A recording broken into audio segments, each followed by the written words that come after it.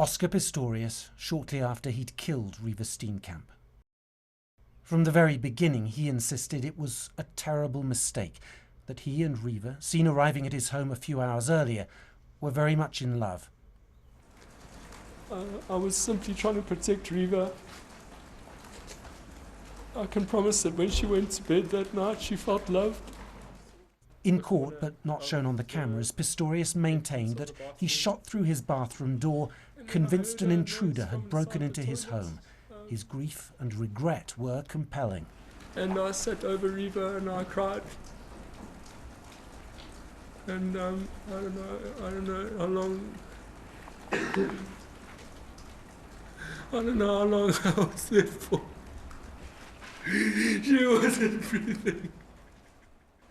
Pistorius' defence made much of the athlete's vulnerability as a disabled man confronting a perceived threat. His capacity to walk without his prosthesis is poor, his balance is poor, and he could easily be pushed over. When exposed to a threat, Mr. Pistorius is more likely to respond with a fight response rather than a flight response, as his physical capacity for flight is limited.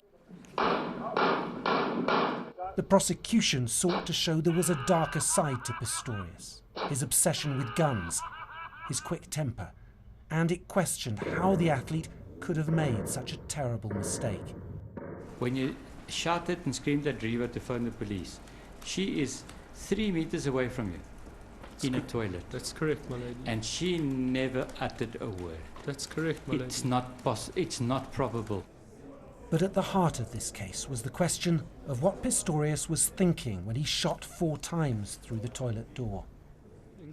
I heard this noise and I thought it was somebody coming out to attack me, so I fired my firearm. Your defence have now changed, sir, from putative self-defence to involuntary action. Is that what you're telling me? I don't understand the law, ma'am. What I can reply and tell the court is what I'm asked, and I can reply as to what I thought. Today's verdict suggests the judge believed Pistorius' explanation. I believe that the judge was swayed by his demeanor on the stand. The judge was swayed by the evidence that was procured by the defense, including, amongst others, the psychological impact that his childhood may have had on him, as well as the experts that were brought in by the defense. This is almost certainly the best verdict Oscar Pistorius could have hoped for. It means the prosecution failed to convince the judge that the athlete meant to kill anybody, but it still means the judge found him criminally negligent. Some of Reeva Steenkamp's friends have already criticised the verdict. It is unfair, but it doesn't surprise me, and in fact that's pretty much what I expected from the outset. Because he can afford the best possible defence and private investigators to support his case. Oscar Pistorius has yet to be sentenced. A prison term is very likely, up to 15 years. But the judge has the option simply to fine him and free him.